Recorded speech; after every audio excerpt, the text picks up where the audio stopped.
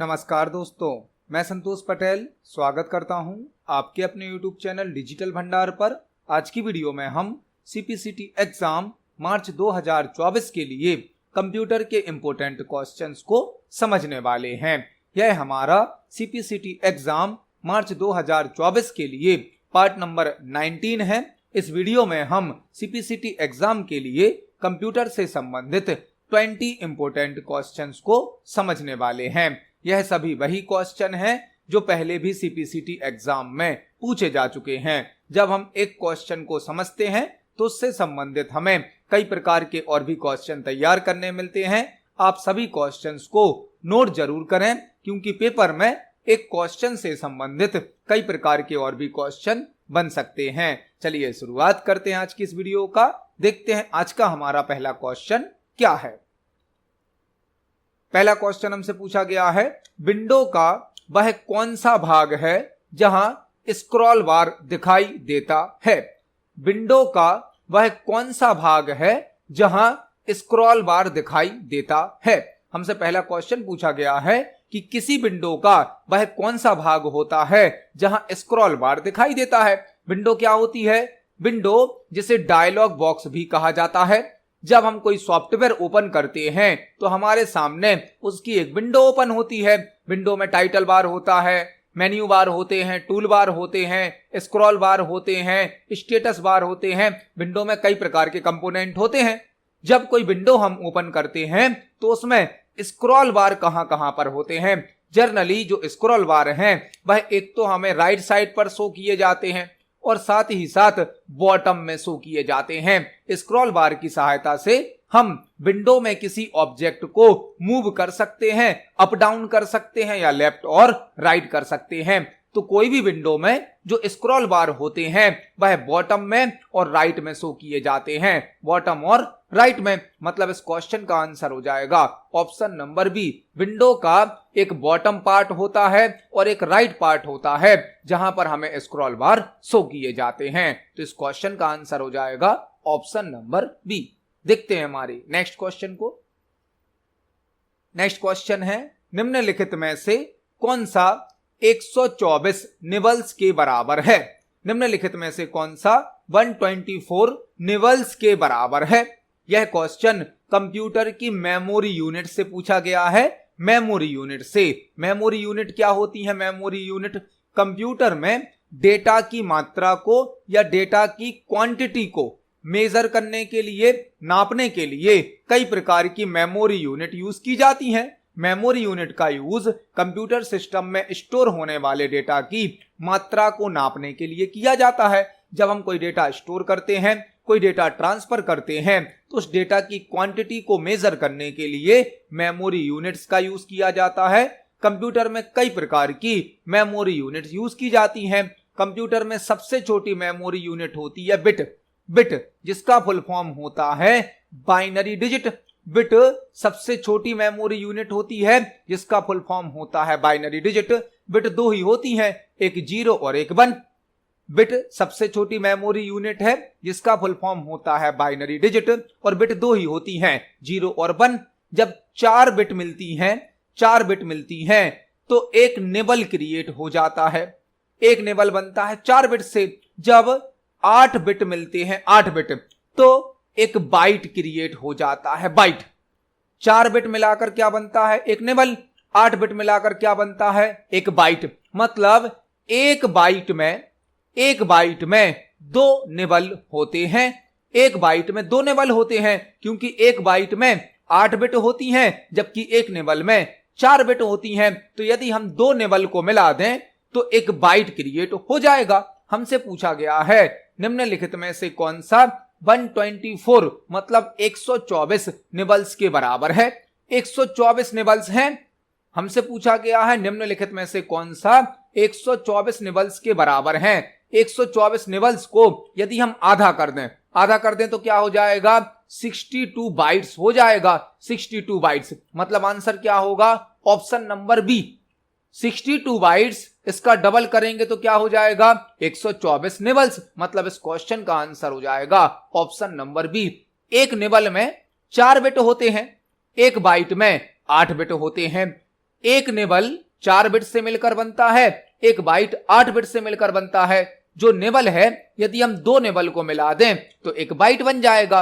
यहां पर 124 निबल्स दिए गए थे, 124 का आधा करेंगे तो हो जाएगा 62 62 बाइट के बराबर हो जाएंगे 124 निबल्स। तो इस क्वेश्चन का आंसर हो जाएगा ऑप्शन नंबर बी 62 बाइट्स। देखते हैं हमारे नेक्स्ट क्वेश्चन को। नेक्स्ट क्वेश्चन है, वेब पेज पर मौजूद वह शब्द क्या कहलाता है जिस पर क्लिक करने से यह एक अन्य डॉक्यूमेंट को खोल देता है। वेब पेज पर मौजूद वह शब्द क्या कहलाता है जिस पर क्लिक करने से यह अन्य डॉक्यूमेंट को खोल देता है। यह क्वेश्चन इंटरनेट से संबंधित है। हमसे पूछा गया है वेब पेज में ऐसा कौन सा ऑब्जेक्ट होता है जिस पर क्लिक करने से कोई अदर डॉक्यूमेंट ओपन हो जाता है। वेब पेज क्या होता है? वेब पेज किसी वेबसाइट का पेज होता है।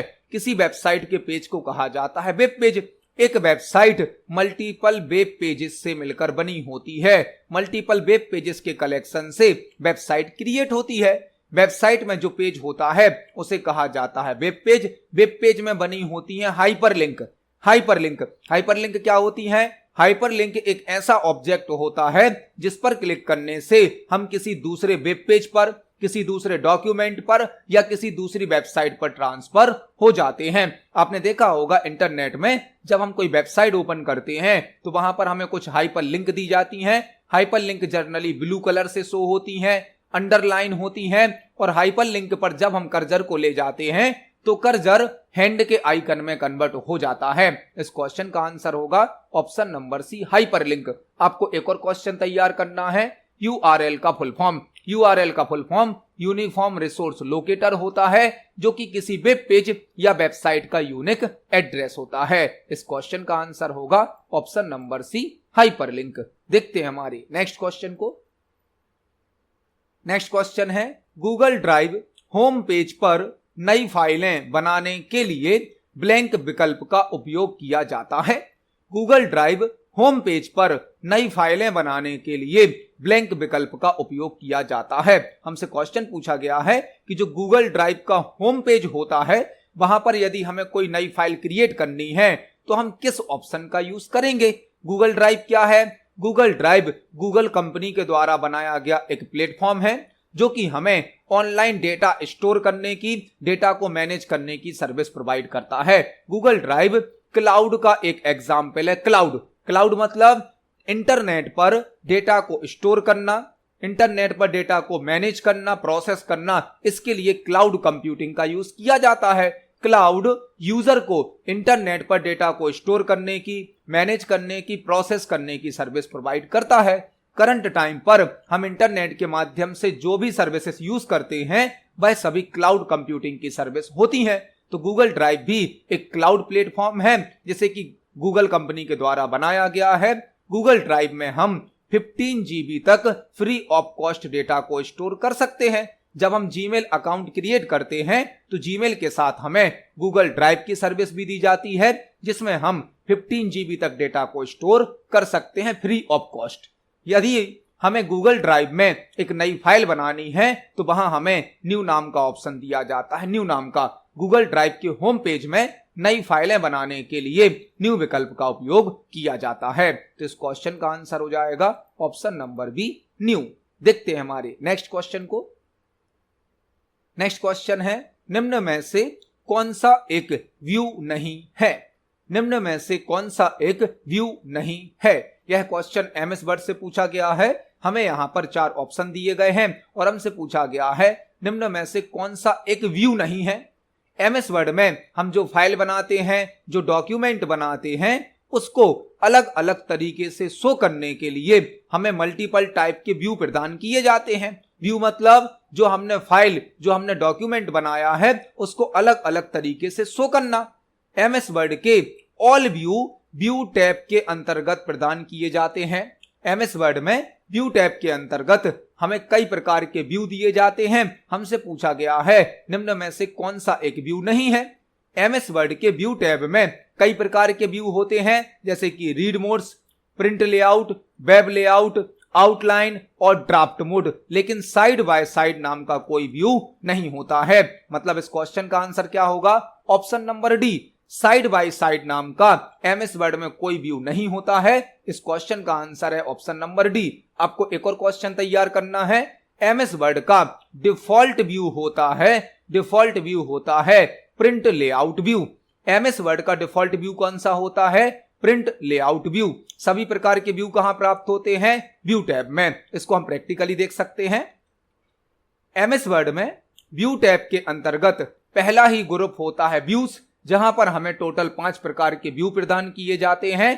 डिफॉल्ट व्यू होता है प्रिंट लेआउट व्यू, एक होता है रीड मोड, एक होता है वेब लेआउट व्यू, एक होता है आउटलाइन व्यू, एक होता है ड्राफ्ट व्यू, लेकिन यहां पर साइड बाय साइड नाम का कोई व्यू नहीं होता है। इस क्वेश्चन का आंसर हो जाएगा option number D, side by side. देखते हैं हमारे नेक्स्ट क्वेश्चन को।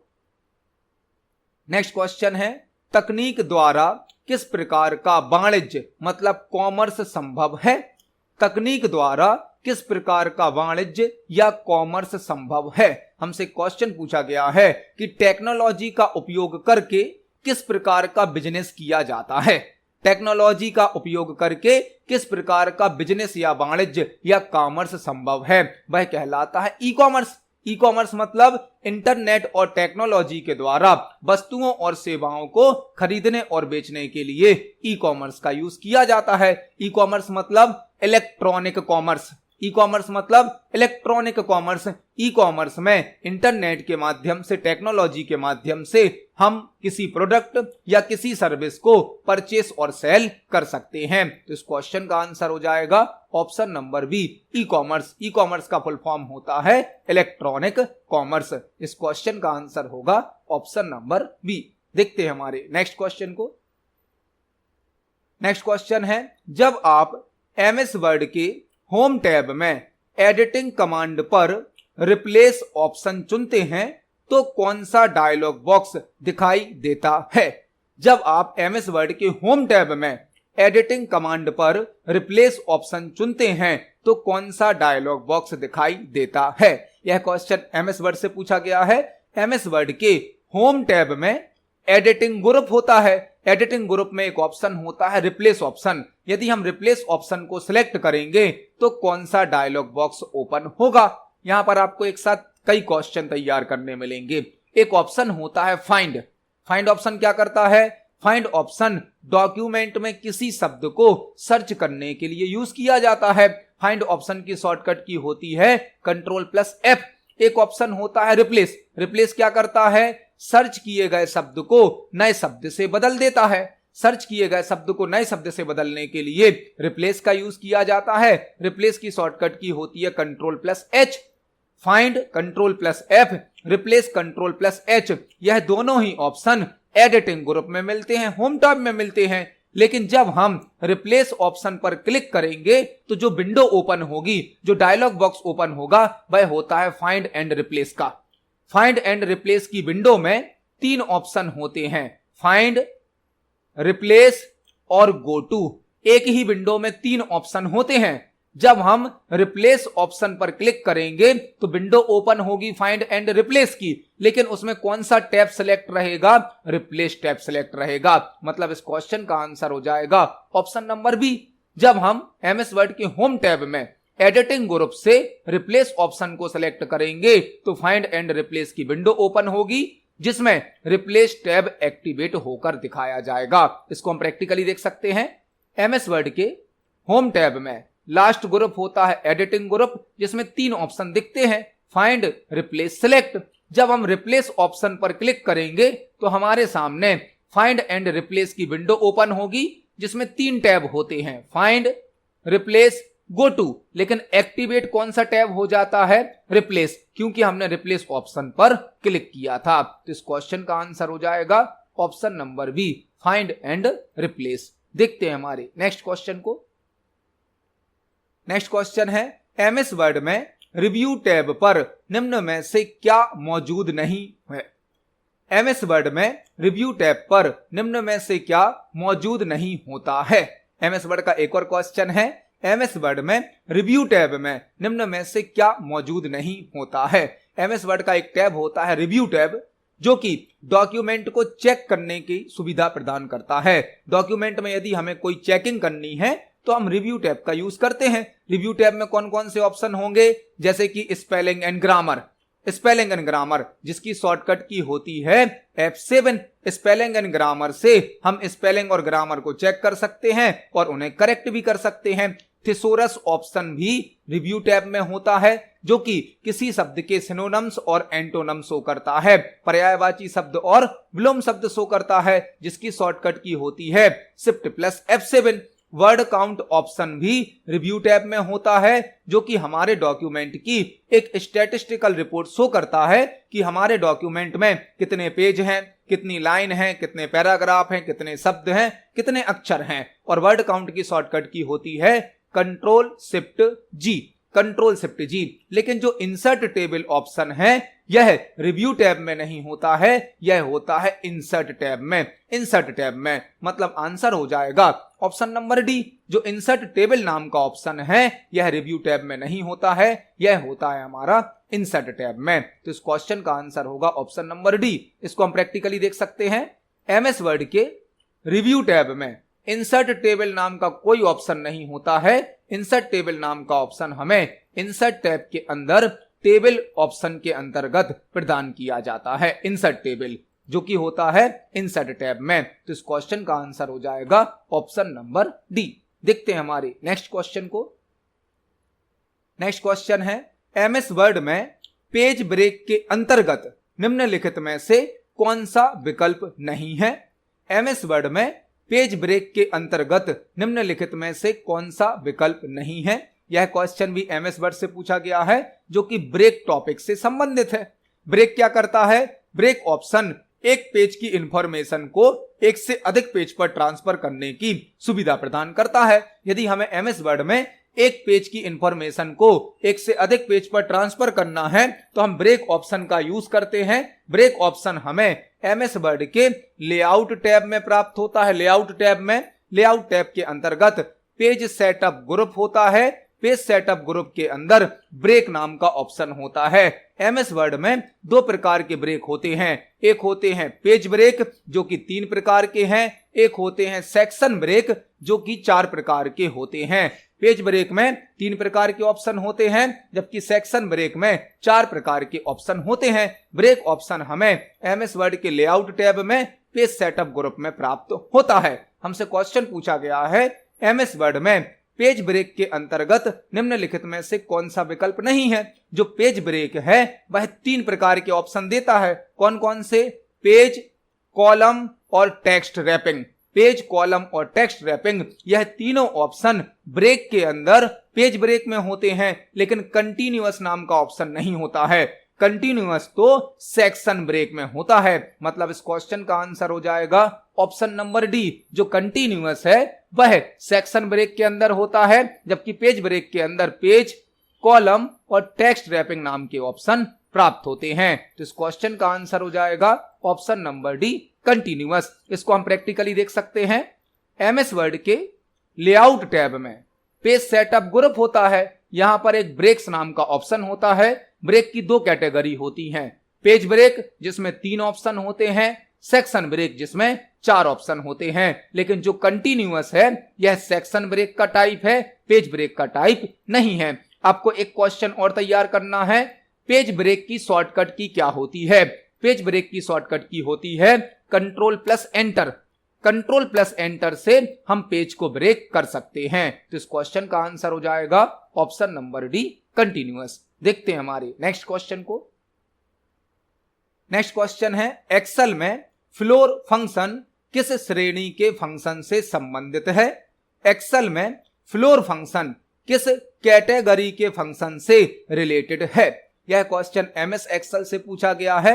एमएस एक्सेल में जो फ्लोर फंक्शन होता है वह किस कैटेगरी से संबंधित है? यहां पर आपको एक साथ 2 क्वेश्चन समझने हैं, एक फ्लोर फंक्शन का और एक सीलिंग फंक्शन का। एक फ्लोर फंक्शन का और एक सीलिंग फंक्शन का। फ्लोर फंक्शन और सीलिंग फंक्शन यह दोनों ही सीपीसीटी एग्जाम के लिए इंपोर्टेंट फंक्शन है। कई बार पेपर में फ्लोर फंक्शन से और सीलिंग फंक्शन से क्वेश्चन पूछे जाते हैं। हम एक साथ दोनों फंक्शन को समझेंगे, फ्लोर और सीलिंग। फ्लोर और सीलिंग दोनों ही मैथ एंड ट्रिग्नोमेट्री कैटेगरी के फंक्शन हैं। मैथ एंड ट्रिग्नोमेट्री कैटेगरी में फ्लोर और सीलिंग फंक्शन आते हैं, मतलब इस क्वेश्चन का आंसर तो ए है। आपको फ्लोर फंक्शन और सीलिंग फंक्शन को प्रैक्टिकली भी समझना होगा। पहले हम फ्लोर फंक्शन को समझते हैं। फॉर एग्जाम्पल हमने लिखा इक्वल फ्लोर, यहां पर हमें दो आर्ग्यूमेंट देने होते हैं। फॉर एग्जाम्पल हमने लिखा यहां पर 14,3। फ्लोर का मतलब होता है नीचे। फ्लोर का मतलब क्या होता है? नीचे। तो हमने यहां पर फ्लोर फंक्शन में 14 और 3 दिया है। अब यह फंक्शन क्या करेगा? 14 को 3 से डिवाइड करेगा, 14 को 3 से भाग देगा। यदि 14 में 3 का पूरा भाग चला जाएगा तो आंसर हमें 14 ही दिया जाएगा, 14 ही दिया जाएगा। लेकिन आप देख सकते हैं 14 तो 3 से पूरा पूरा डिवाइड होगा नहीं, तो 14 से छोटा मतलब 14 से कम ऐसा नंबर ढूंढ कर दिया जाएगा जो 3 से पूरा पूरा डिवाइड हो जाए। तो 14 के पास 14 से कम ऐसा कौन सा नंबर मिलेगा जो 3 से पूरा डिवाइड हो जाए? वह होगा 12, मतलब कि 12 है। तो यहां पर आंसर कितना मिलेगा? हमें 12 मिलेगा, 12 है।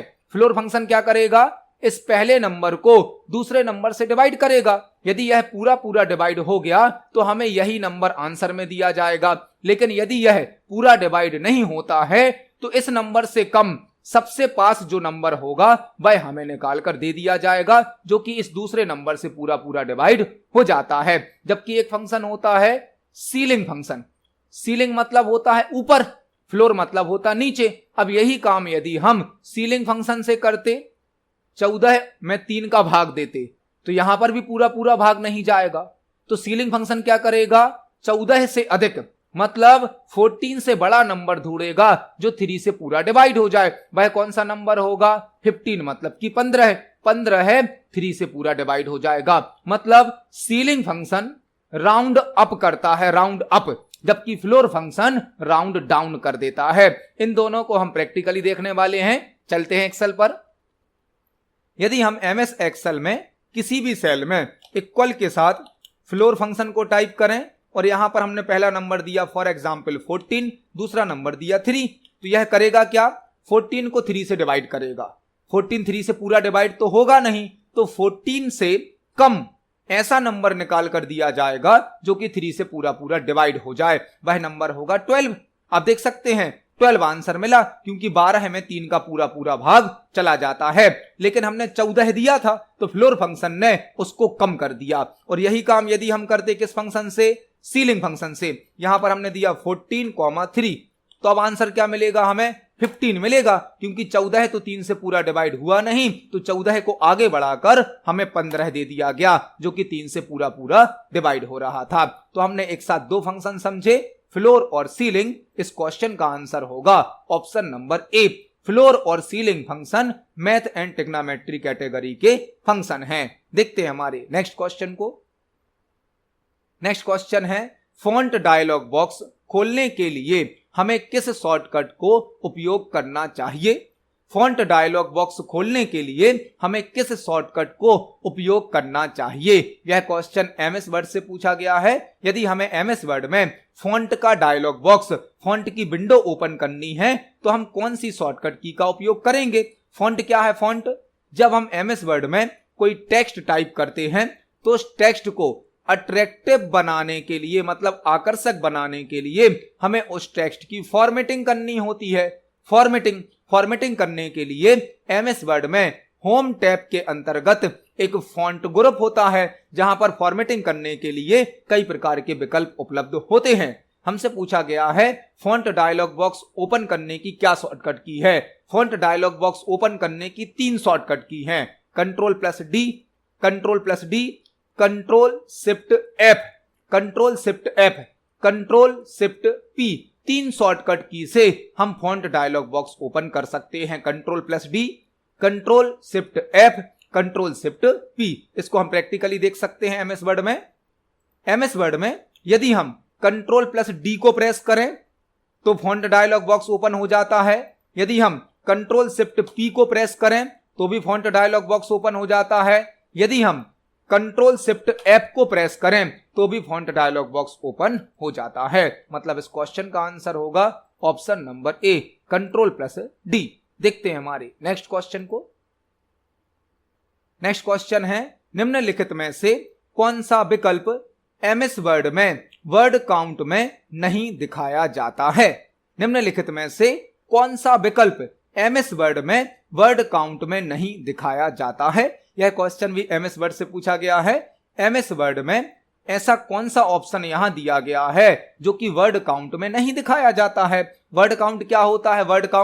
वर्ड काउंट MS वर्ड का एक ऐसा फीचर है जो कि डॉक्यूमेंट की स्टैटिस्टिकल रिपोर्ट शो करता है। स्टैटिस्टिकल रिपोर्ट मतलब हमारे डॉक्यूमेंट में कितने पेज हैं, कितने पैराग्राफ हैं, कितनी लाइन हैं, कितने शब्द हैं, कितने अक्षर हैं, यह जानकारी वर्ड काउंट ऑप्शन शो करता है। वर्ड काउंट हमारे डॉक्यूमेंट की एक रिपोर्ट शो कर देता है जिसमें डॉक्यूमेंट से संबंधित कई प्रकार की इंफॉर्मेशन होती है।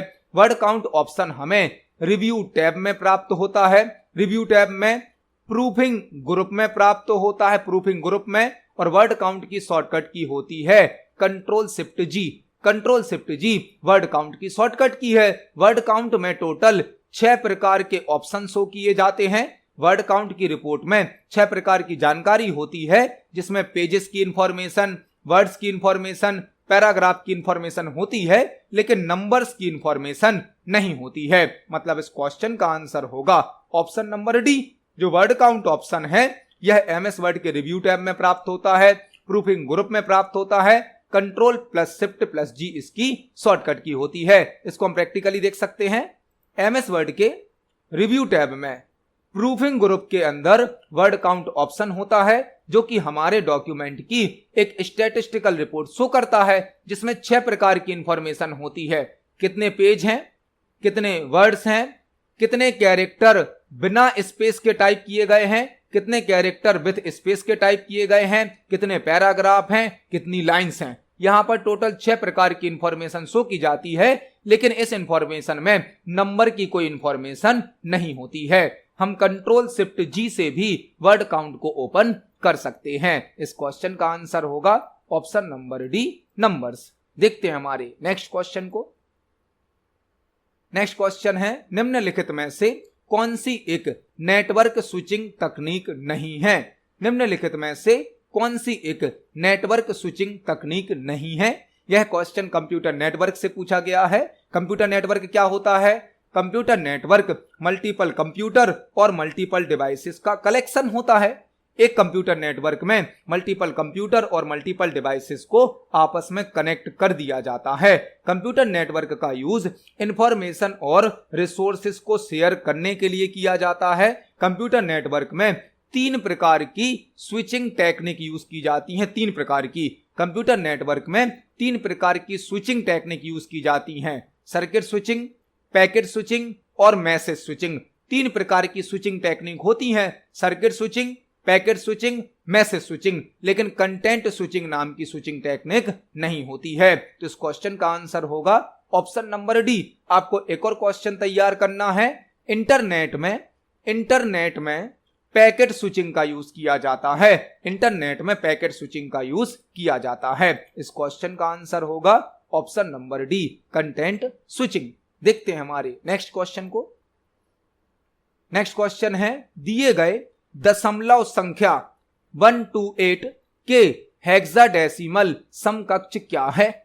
दिए गए दशमलव संख्या 128 के हेक्साडेसिमल समकक्ष क्या है? यह क्वेश्चन कंप्यूटर नंबर सिस्टम से पूछा गया है।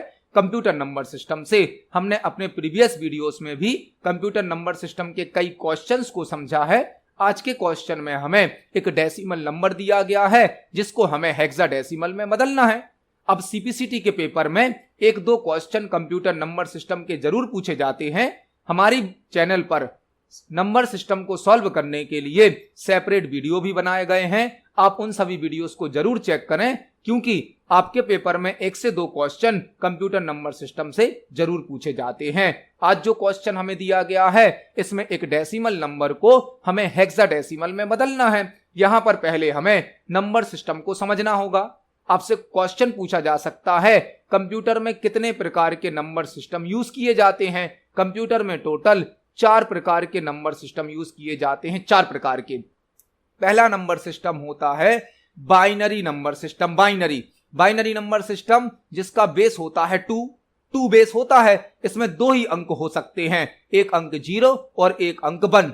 जो बाइनरी नंबर सिस्टम है इसका बेस 2 होता है, तो इसमें 2 ही अंक हो सकते हैं, 0 और 1। 0 1 कितने भी हो सकते, लेकिन 0 और 1 2 ही अंक हो सकते हैं। दूसरा नंबर सिस्टम होता है octal number system. Octal number system का बेस 8 होता है, मतलब इसमें टोटल 8 अंक हो सकते हैं जो कि 0 से लेकर 7 तक के होते हैं। ऑक्टल नंबर सिस्टम का बेस 8 होता है, मतलब इसमें 8 अंक स्टोर किए जाते हैं जो कि 0 से लेकर 7 तक के होते हैं।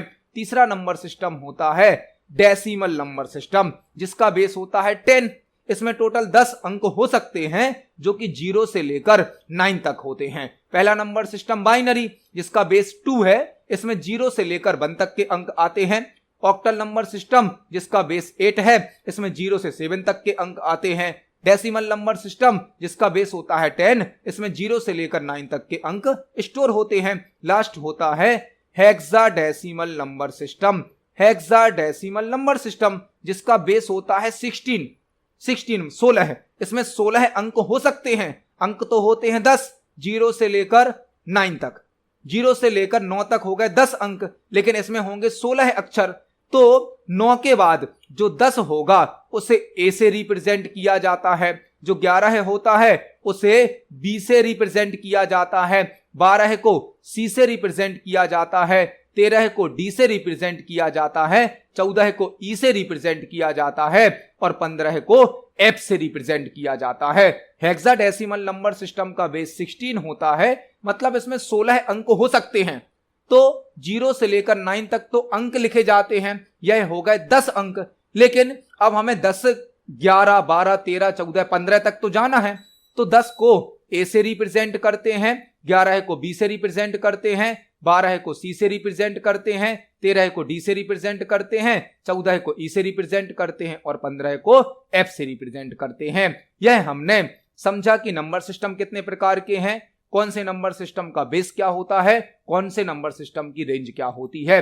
अब हम इस क्वेश्चन को सॉल्व करेंगे। हमें एक डेसिमल नंबर दिया गया है 128, इसे हमें बदलना है किसमें, हेक्साडेसिमल नंबर में। तो जब भी आपको कोई डेसिमल नंबर हेक्साडेसिमल में बदलना हो तो आपको ध्यान रखना है आपको 16 से भाग देना होगा। 16 से भाग देना मतलब 16 से डिवाइड करना है। इसको सॉल्व कैसे करेंगे, हम अपना डेसिमल नंबर लिखते हैं। डेसिमल नंबर क्या है हमारा, डेसिमल नंबर है 128। इस 128 में हमें यहां पर भाग देना है, कितने से भाग देना है, 16 से। जब हम भाग देंगे तो एक तो हमें भागफल प्राप्त होगा, भागफल को हम नीचे लिखेंगे, और एक हमें शेषफल भी प्राप्त होगा। शेषफल मतलब रिमाइंडर, उसको हम यहां लिखेंगे।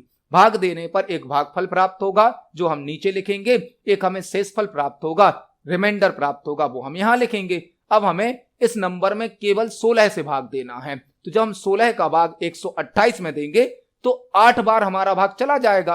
8 बार भाग गया तो हमने 8 को यहां लिख दिया और पूरा भाग चला जाएगा, शेषफल नहीं बचेगा, तो शेषफल आ जाएगा 0। 128 में 16 का भाग दिया, 8 बार गया, पूरा भाग चला गया, तो शेषफल हो गया 0। अब इस 8 में भी हमें 16 का भाग देना है, तो 8 में तो 16 का भाग जाएगा नहीं, तो 8 भी हमारा शेषफल होगा। इसको हम यहां लिख लेंगे।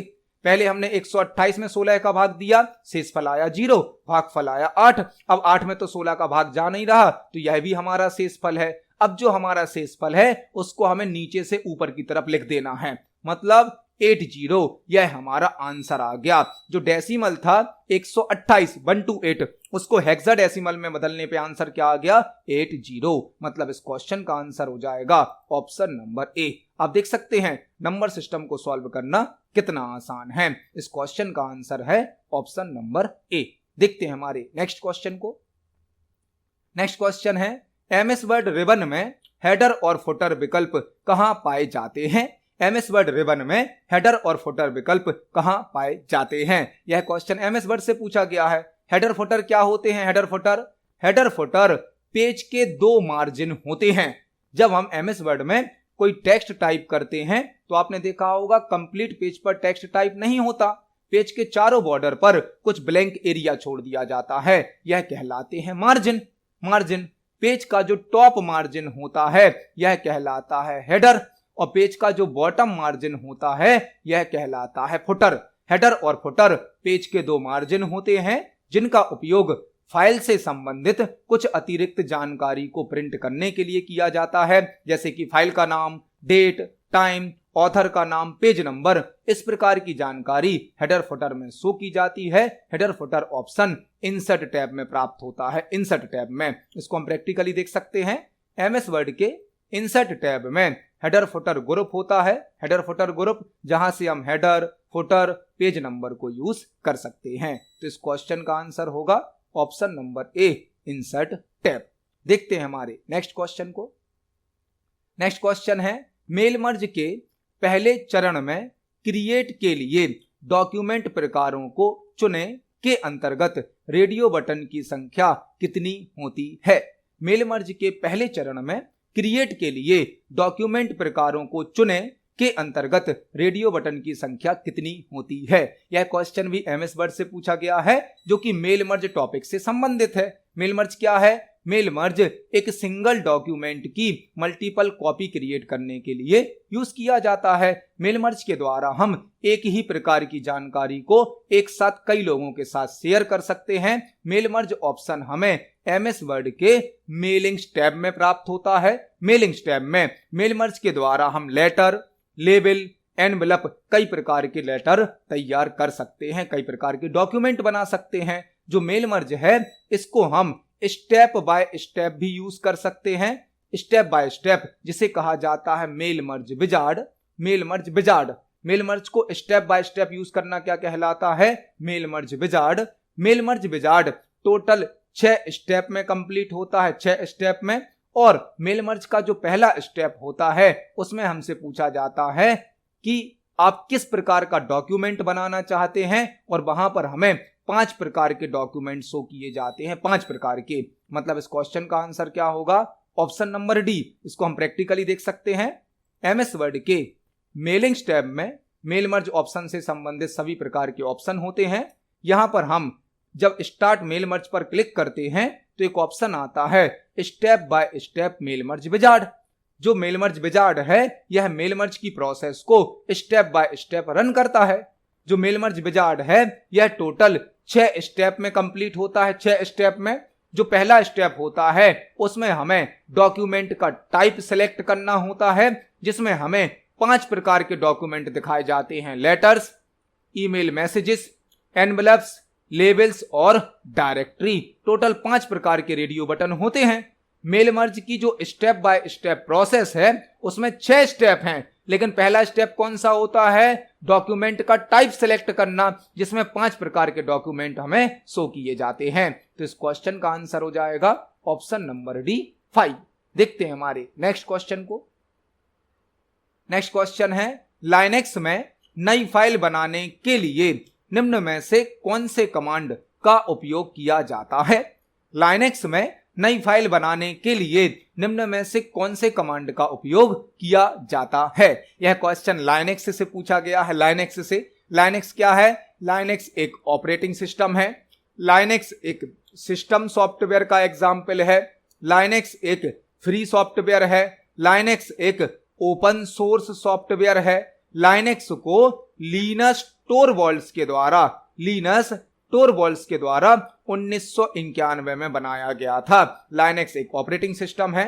लाइनेक्स एक सिस्टम सॉफ्टवेयर है। लाइनेक्स एक फ्री सॉफ्टवेयर है। लाइनेक्स एक ओपन सोर्स सॉफ्टवेयर है। लाइनेक्स को लिनस टोरवाल्ड्स के द्वारा 1991 में बनाया गया था। हमसे पूछा गया है लाइनेक्स में नई फाइल बनाने के लिए कौन से कमांड का उपयोग किया जाता है।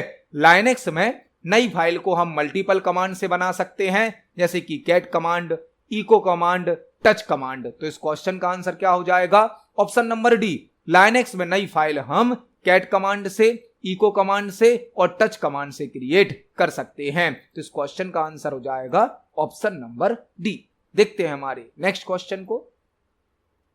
नेक्स्ट क्वेश्चन है निम्न में से कौन सा डेटा सुरक्षा के लिए एक खतरा है। निम्न में से कौन सा डेटा सुरक्षा के लिए एक खतरा है? यह क्वेश्चन साइबर सिक्योरिटी से इंफॉर्मेशन सिक्योरिटी से पूछा गया है। हमें 4 ऑप्शन दिए गए हैं और हमसे पूछा गया है निम्न में से कौन सा एक डेटा सुरक्षा के लिए खतरा है। ब्राउजर तो खतरा नहीं है, ब्राउजर तो एक एप्लीकेशन सॉफ्टवेयर है जिसमें हम वेब पेज और वेबसाइट को ओपन करते हैं। एनिमेशन भी खतरा नहीं है, एनिमेशन तो एक छोटा सा वीडियो होता है जिस पर क्लिक करने से वह प्ले हो जाता है, ग्राफिक्स को मिलाकर एनिमेशन बनाया जाता है। एप्लेट भी खतरा नहीं है। आंसर क्या होगा? आंसर होगा ऑप्शन नंबर ए। फिशिंग एक साइबर अटैक होता है जो ईमेल, कॉलिंग, वीडियो कॉलिंग के माध्यम से किया जाता है जो कि यूजर के लिए हार्मफुल या नुकसानदायक होता है। फिशिंग एक साइबर अटैक है जिसमें अटैकर यूजर को ईमेल के माध्यम से, कॉल के माध्यम से कोई लिंक भेजता है और यूजर की इंफॉर्मेशन का मिसयूज करता है। तो इस क्वेश्चन का आंसर हो जाएगा ऑप्शन नंबर ए, फिशिंग एक साइबर खतरा है। देखते हैं हमारे नेक्स्ट क्वेश्चन को। नेक्स्ट क्वेश्चन है, आप वर्ड फाइल को ब्राउजर पर माय पेज शीर्षक से कैसे पब्लिश करेंगे? आप वर्ड फाइल को ब्राउजर पर माय पेज शीर्षक मतलब टाइटल से कैसे पब्लिश करेंगे? हमसे क्वेश्चन यह पूछा गया है कि एमएस वर्ड की जो फाइल है उसको यदि हमें ब्राउजर में ओपन करना है, वो भी माय पेज टाइटल के साथ, तो हमें क्या करना होगा? एमएस वर्ड में जो फाइल बनती है उसका एक्सटेंशन होता है .docx। एमएस वर्ड में जो फाइल बनती है उसका एक्सटेंशन होता है .docx। हमसे पूछा गया है आप वर्ड फाइल को ब्राउजर पर माय पेज टाइटल से कैसे पब्लिश करेंगे? यदि हमें अपनी फाइल को ब्राउजर में खोलना है, ब्राउजर मतलब वेब ब्राउजर जो कि वेब पेज या वेबसाइट को ओपन करने के लिए यूज किया जाता है, तो हमें अपनी इस docx फाइल को एक वेब पेज के रूप में सेव करना पड़ेगा। वेब पेज के रूप में सेव करना पड़ेगा, तभी तो हमारी फाइल वेब ब्राउजर में शो होगी। तो यदि हम एमएस वर्ड की फाइल को सेव एज करें और एक वेब पेज के रूप में सेव कर दें, तो हमारी फाइल ब्राउजर में ओपन हो जाएगी। मतलब इस क्वेश्चन का आंसर होगा option number C. File menu पर जाना पड़ेगा, सेव एज को सिलेक्ट करेंगे, सेव एज टाइप से वेब पेज चुनेंगे और फाइल का नाम दर्ज करके फाइल को सेव कर देंगे। जो एमएस वर्ड की फाइल है वह सेव होती है .docx एक्सटेंशन में। यदि हम फाइल को सेव एज कर दें और फाइल को किस प्रकार से सेव कर दें, एक वेब पेज के रूप में, तो हमारी फाइल वेब ब्राउजर में ओपन हो जाएगी और फाइल का नाम हम दे देंगे माय पेज। इसको हम प्रैक्टिकली देख सकते हैं। एमएस वर्ड की जो फाइल होती है वह बाय डिफॉल्ट .docx एक्सटेंशन में सेव होती है। इस फाइल को हमें वेब पेज के रूप में सेव करना है, तो हम फाइल मेनू पर क्लिक करेंगे, सेव एज को चुनेंगे, सेव एज। हमसे पूछा जाएगा फाइल को कहां सेव करना है, तो फॉर एग्जाम्पल हम डेस्कटॉप पर सेव करते हैं फाइल को। यहां पर जब फाइल सेव करते हैं तो एक तो हमें फाइल का नाम देना होता है। नाम हम दे देंगे जैसे कि फॉर एग्जाम्पल माय पेज, यह हो गया टाइटल। और सेव एज टाइप ऑप्शन होता है, सेव एज टाइप, जिसमें बाय डिफॉल्ट है वर्ड डॉक्यूमेंट। इसको बदलकर हमें करना होगा वेब पेज। वेब पेज मतलब वेबसाइट का पेज। तो हमारा जो फाइल यहां पर सेव होगा, अब वह एमएस वर्ड की फाइल के रूप में सेव नहीं होगा, किस फॉर्मेट में सेव हो जाएगा? वेब पेज के रूप में। तो इसके लिए हमने क्या किया, इसके लिए पहले हम फाइल मेनू पर गए, सेव एज ऑप्शन को सिलेक्ट किया, सेव एज टाइप में क्या चुनना पड़ेगा हमें? वेब पेज, और उसके बाद हम फाइल का नाम देकर इसे सेव कर देंगे। तो इस क्वेश्चन का आंसर हो जाएगा ऑप्शन नंबर सी। देखते हैं हमारे नेक्स्ट क्वेश्चन को। नेक्स्ट क्वेश्चन है, निम्न विकल्पों में से सुपर स्क्रिप्ट के लिए शॉर्टकट क्या है? निम्न विकल्पों में से सुपर स्क्रिप्ट के लिए शॉर्टकट क्या है? यह क्वेश्चन भी एमएस वर्ड से पूछा गया है, जहां पर हमें सुपर स्क्रिप्ट ऑप्शन की शॉर्टकट की बतानी है। यहां पर आपको एक साथ कई क्वेश्चन तैयार करने मिलेंगे। एक ऑप्शन होता है सब स्क्रिप्ट। सब स्क्रिप्ट, सब स्क्रिप्ट क्या करता है? सब स्क्रिप्ट किसी टेक्स्ट को नॉर्मल टेक्स्ट से नीचे लिखता है।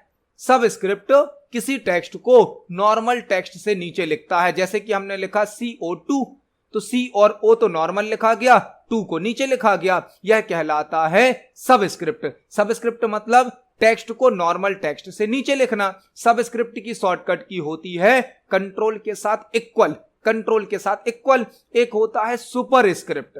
सुपरस्क्रिप्ट मतलब नॉर्मल टेक्स्ट से ऊपर लिखना। नॉर्मल टेक्स्ट से ऊपर मतलब जैसे हमने लिखा ए स्क्वायर, तो ए नॉर्मल लिखा गया है, स्क्वायर मतलब 2 को ऊपर लिखा गया है, यह कहलाता है सुपरस्क्रिप्ट। सुपरस्क्रिप्ट की शॉर्टकट की होती है control shift plus. Control shift plus superscript की शॉर्टकट की है, कंट्रोल के साथ इक्वल सबस्क्रिप्ट की शॉर्टकट की है। सबस्क्रिप्ट नॉर्मल टेक्स्ट से नीचे टाइप करता है, सुपरस्क्रिप्ट नॉर्मल टेक्स्ट से ऊपर टाइप करता है। सबस्क्रिप्ट और सुपरस्क्रिप्ट एमएस वर्ड के होम टैब में प्राप्त होते हैं और फॉन्ट ग्रुप में प्राप्त होते हैं। इनको हम एमएस वर्ड पर प्रैक्टिकली देखने वाले हैं। चलते हैं एमएस वर्ड पर। यदि हम एमएस वर्ड में किसी टेक्स्ट को नॉर्मल टेक्स्ट से नीचे लिखना चाहते हैं तो हमें सबस्क्रिप्ट का यूज करना होगा, और यदि किसी टेक्स्ट को हम नॉर्मल टेक्स्ट से ऊपर लिखना चाहते हैं तो सुपरस्क्रिप्ट का यूज करना होगा। फॉर एग्जांपल हमने लिखा CO2, तो आप देखेंगे CO2 तीनों को एक ही लेवल पर लिखा गया है। अब यदि हमें 2 को थोड़ा सा नीचे लिखना है तो हम 2 को सिलेक्ट करेंगे और कीबोर्ड से कंट्रोल के साथ इक्वल प्रेस करेंगे। कंट्रोल प्लस इक्वल सबस्क्रिप्ट की शॉर्टकट की होती है।